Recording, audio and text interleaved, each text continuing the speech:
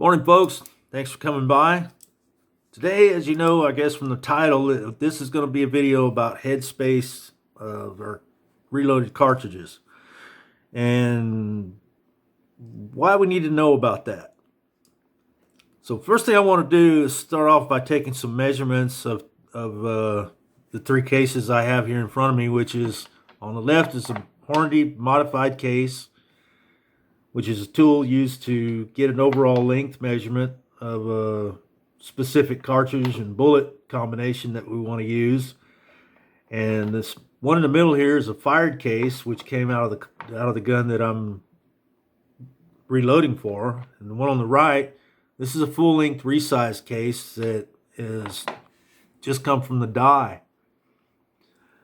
And so I'll start by taking the headspace measurement with the Hornady Headspace comparator. And what this one is, the modified case is 1.212. So we want to write that down. 1.212. Alright. The fired case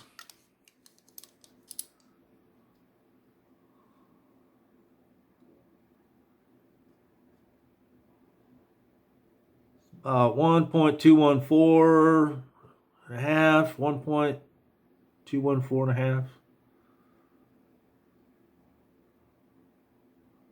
All right, so we'll call that 1.214.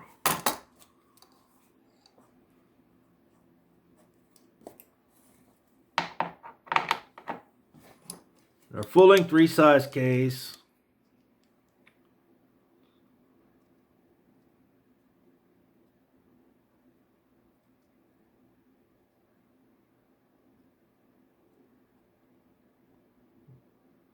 1.205 and a half. So we'll call that 1.205 just for purpose of this. 1.205. All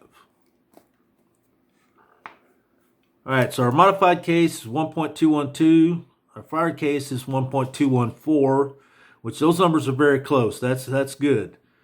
But here we got 1.205 on our full-length resize case. That's 9 thousandths difference. That's a considerable amount when you're talking about the headspace. And why that is because when we put this in our chamber, this full-length resize case, we put this in the chamber, we're going to have at least 9 thousandths difference between the shoulder here and the end of the chamber, where the shoulder would be blown forward under fire pressure. They're firing the case. You can get up. This is a 6.5 Grendel case, and the specifications say this is a maximum of 52,000 psi cartridge. So, with just say the maximum pressure, we're firing this case at 52,000 pounds. We blow that forward 9 thousandths. That's a big hit to the end of the chamber. And that really hammers the crap out of a brass. So over time, that's going to really work this brass. Not only when we fire it, but when we put it back in the die and resize it, we're pushing that shoulder back, 10 thousandths of an inch. And it doesn't seem like a lot of movement, but it is when you're talking about this brass, and it's kind of soft. And over a little bit of time, after a few resizings, it gets work hardened, and then it tends to be brittle. And when you fire it, it wants to start to get weak, and it could crack and cause some really major pains if that were to explode inside the chamber. So what I'm going to have to start doing is be aware that that's quite a bit of distance there that my full-length sizer is making, and have to change how I'm resizing this a little bit. Try to get that headspace number down some. If we were just shooting factory ammo, that number probably wouldn't matter a whole lot. In fact, I've seen a lot of factory brass that has a lot more headspace than 9 or 10,000. Some of some of it I've seen it had as much as 14, 15 thousandths of an inch, which, you know, if you're going to just buy factory ammo and shoot it one time and leave it laying on the ground and it's not a big deal for you, you know, you just go buy some more ammo. It's not, you know, not really a major issue.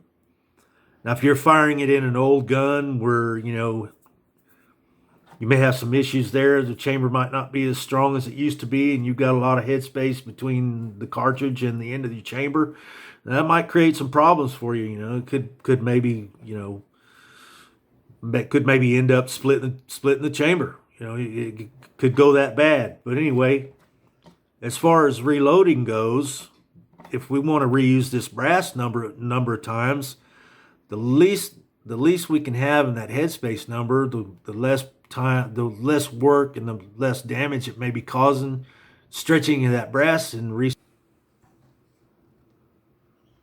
Now, like I said, I'm not going to push this up into the die and mess around, but the idea is when we set up the die, we run the ram all the way up until it is at the top of the stroke, and then run the die down until it meets up very snug against the shell holder. And then we tighten down the lock ring, and that's where the instructions say that's where you get your full length slides at. And that's fine and good. I mean, if you're just going to fire the cartridges once in a while, I mean, you could probably get away with that if you got a pretty tight chamber.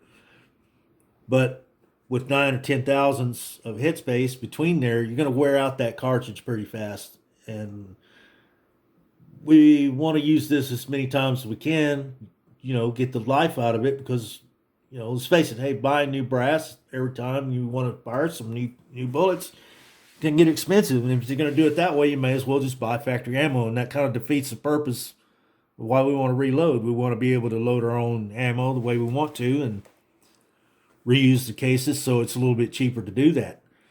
So what's going to happen is I'm going to have to loosen my lock ring and raise that die up, and it's pretty tight.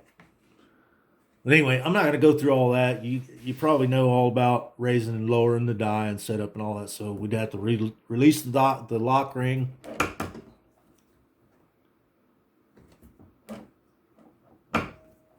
We have to release the lock ring, back the die up just a little bit, reset the lock ring, and then try another case.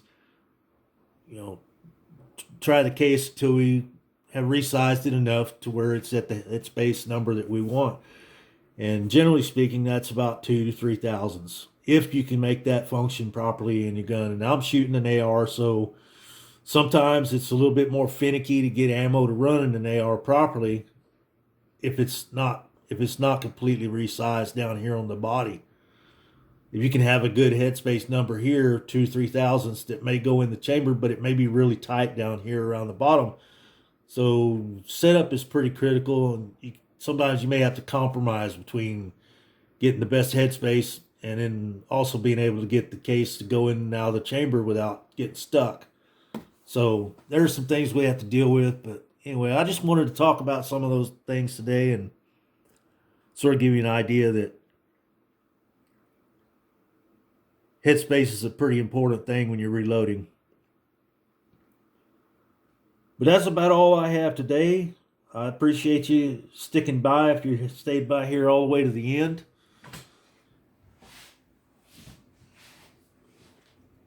One of these days I'm going to have to get back to doing some more reloading. Right now things are kind of tough to get as far as primers.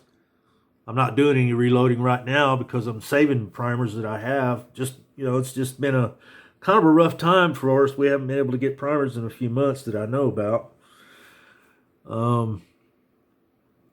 I've got several rounds to test. Just got to get to the range and go do some shooting.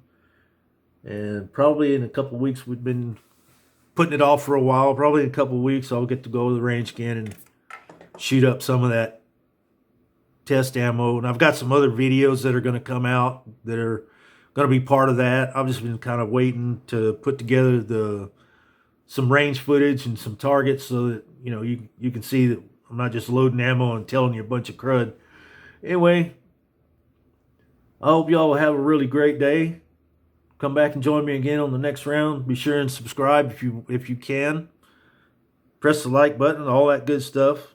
And if you want to help support my channel, I've got a Patreon account. It's real easy to join. That address is www.patreon.com/jet2416. Appreciate it very much. Y'all have a great day. Thanks for coming by.